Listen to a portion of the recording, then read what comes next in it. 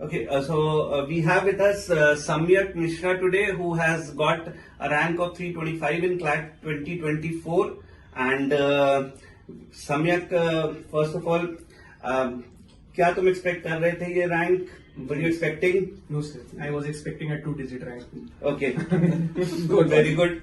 So after your CLAT, I mean OMR, जब तुमने check किया, Yes, sir. so how many marks were you So I expecting? was expecting around 95 plus. 95 plus. Yes, sir. I कितने? I is a 95. 95. And but Two questions were withdrawn. yes, right. So questions were withdrawn. But since this year the cutoffs went high, so obviously rank थोड़ी सी down रह गई. Yes, sir. ठीक है. We were also expecting that तुम्हारे शायद 2-digit rank आएंगे. But anyhow, I mean you are going to get a top NLU. Yes, ठीक है. And I'm sure you are happy. Yes, sir. Okay. So Samyak, थोड़ा सा अपनी preparation journey के बारे में बताओ. I remember you had earlier thought of engineering. Yes, sir. ठीक है. And probably you couldn't get IIT. फिर तुमने एकदम से अपना लाइन चेंज किया. सो वाज दिस नेचुरल या यहाँ आके तुम्हें फिर मतलब लॉ में एकदम से यू फेल्ट कि नहीं this is something new to me, and कैसे तुमने कोप किया वो चेंज को? ये So it बताओ. all started when I was in class 10. I always wanted to be a lawyer or a आप हमेशा से लॉयर बनना Yes, चाहते sir. हो? हमेशा से ही लॉयर बनना चाहता Okay. था. बट क्लास 11th आते आते जब मैंने सारे अपने फ्रेंड्स के ग्रुप को देखा, जब मैं वो इंजीनियरिंग करने जा रहे हैं, तो एक फोमो के कारण और एक पीयर प्रेशर के कारण मैं भी इंजीनियरिंग की लाइन में Okay. मैंने उसकी प्रिपरेशन स्टार्ट कर दी. Okay. फिर आफ्टर 2 years जब मेरा रिजल्ट थोड़ा सा अच्छा नहीं आया, then I switched to CLAT again, और फिर उसके बाद तो फिर जो ना तो हो गया. ओके. सो आई थिंक तुमने अप्रैल में यू स्टार्टेड योर प्रिपरेशन. सब में यू स्टार्टेड, तो 6 महीने तुमने प्रिपरेशन जो की. सो मतलब व्हाट वर द एरिया जो तुम्हें सबसे ज्यादा मुश्किल पेश जिसने किया? So I guess GK was the one, क्योंकि मेरा बैकग्राउंड जीके का बिल्कुल जीरो था स्टार्टिंग में, और मैथ्स मेरी बहुत अच्छी रही स्टार्टिंग से, क्योंकि मैं इंजीनियरिंग साइड पर भी था. सो और बाकी क्रिटिकल रीजनिंग के थोड़े से क्वेश्चंस तो बिल्कुल इतने आ जाते थे कि एम्बिग्विटी रहती है उसमें. सो करंट अफेयर्स बताओ. फिर करंट अफेयर्स के लिए क्या किया तुमने? सर खुद से पढ़ा पूरा. शीट्स कोचिंग की हो गई, क्लैट एक्सप्रेस को 2-3 बार पढ़ा, शीट्स को 2-3 बार पढ़ा. फिर उसके बाद चीजें अपने आप रिटेन होना शुरू हो जाती.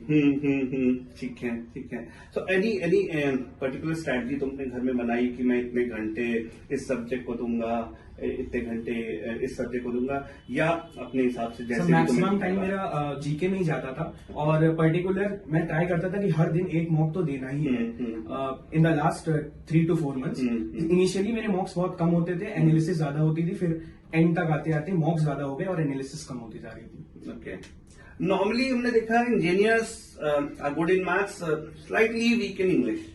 सो तुम्हारे साथ ऐसा हुआ क्या? और क्योंकि CLAT is heavily English oriented, तो क्या किया तुमने उसके लिए? फिर सर मेरी इंग्लिश आई गेस, मैं आईएससी बोर्ड से हूँ, तो मेरी इंग्लिश अच्छी है, ऐसा कुछ नहीं है कि एवरेज से ऊपर ही है मेरी इंग्लिश, और स्कोर भी मेरा इंग्लिश में हमेशा आई गेस की 70% के ऊपर ही रहा है. ओके. तो सर इज हियर इंग्लिश सम्यक, टीचर. बहुत बढ़िया, कॉन्ग्रेचुलेशन वंस अगेन. क्या तुम कुछ अपने सीनियर्स से सीख कर और जूनियर्स को कन्वे कर सकते हो, जो उनसे सीखा कि उन्होंने जो गलतियां करी वो मैंने नहीं की, और जो मैंने करी वो हमारे जूनियर नहीं करे? सर आई गेस की सीनियर्स से तो मेरी वो नहीं, बट मैं अपनी गलतियां जो ऐसे वीडियोस देखे हो जहां पर सीनियर्स ने किया है, जो रैंक होल्डर्स हैं उन्होंने जो अपना एक्सपीरियंस बताया, उन एक्सपीरियंस को कुछ यूटिलाइज किया? जनरली जब जीके में हम लोगों के मार्क्स नहीं आते हैं मॉक्स वगैरह में, तो हम लोग टीचर पे ब्लेम डालने लगते हैं. तो बट मैंने फिर सीनियर से यही सीखा कि जीके ऐसा सब्जेक्ट है कि आप जहाँ जितना पढ़ लें उसमें आपके नंबर नहीं आने हैं, और फिर उसमें नंबर नहीं है, उसमें आपके मार्क्स. लास्ट ईयर के क्लैट में ऑब्वियसली जीके ही सबसे बड़ा ड्रॉबैक था. क्या मॉक सिर्फ मॉक पर जितनी ज्यादा प्रैक्टिस करते जाएं वो हमारे लिए सबसे one of the strongest tools है? Yes sir, mocks is one of the strongest tools. Okay.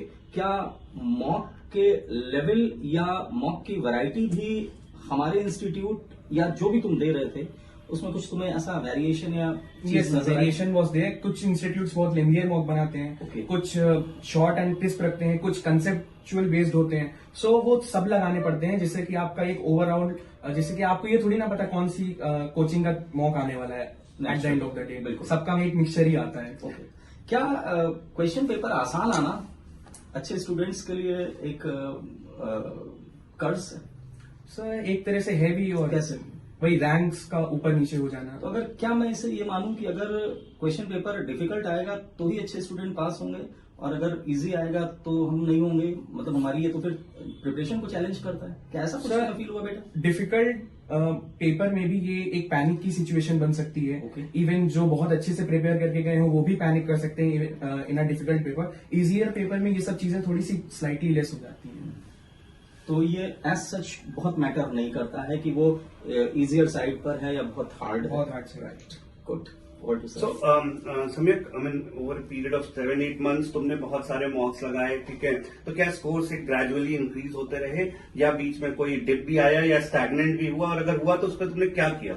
Sir mock का स्कोर तो पर्टिकुलरली मॉक पे डिपेंडेंट है। हर आपका मेरा जैसे फर्स्ट मॉक्स को 36 आया था, Okay. फिर उसके बाद अगले मॉक में 56 आया, फिर उसके बाद ऐसे ऐसे बढ़ के धीमे धीमे बढ़ता गया, और फिर बीच में फिर डाउन आया, फिर ऊपर गया। तो मॉक्स का स्कोर तो फिर तो जब डाउन होता था तो obviously one gets disheartened, Yes, बीच में ऐसा भी लगता है कि शायद नहीं होगा, ठीक है, कैसे मोटिवेट किया खुद को?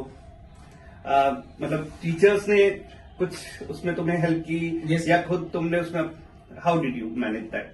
सर मॉक का स्कोर तो आई गेस कि जब रैंक से डिसाइड होता है कि कितना मॉक का स्कोर आपका कैसा अच्छा है या खराब है, तो आई गेस मेरी रैंक हमेशा मेंटेन रहती थी। Okay. सो उससे एक ओवरऑल एनालिसिस मिल जाता था कि where I stand. So overall मतलब यहाँ तुमने मॉक्स लगाए एंड जो CLAT express and material, I mean you found कि वो तुम्हें क्लैट के जो पेपर आया उसके पॉइंट ऑफ व्यू से वर दे गुड और समथिंग, मतलब इजी था या यहाँ का मॉक डिफिकल्ट था? How do you see? Sir यहाँ के मॉक तो ऑब्वियसली डिफिकल्टी आते हैं, और जो क्लैट का लेवल है वो तो एक्चुअली इससे बहुत इस साल कम था, इस हाँ, साल इस साल कम था, right. And- but did it help कि मतलब तुमने डिफिकल्ट पेपर्स लगा लिए तो probably you were more confident कि Yes, paper sir. Easy Yes, आया? You were okay.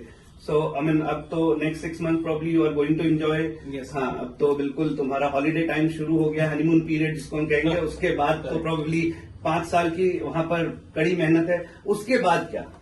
सर उसके बाद अभी I have not decided as in particular कि मुझे आगे क्या करना है, बट ये सर अभी आई हैव नॉट लॉ करना है, उसके बाद, हाँ, उसके बाद जो है वहां जाके हम डिसाइड करेंगे। I am not restricted my self कि इतना ही करना है या इससे ज्यादा ही करना है। Okay okay fine, that's something which is very good, ठीक है। I wish you all the best and hope you get A top NLU, ठीक है, and thank you so much. Thank you sir, thank you. God bless you.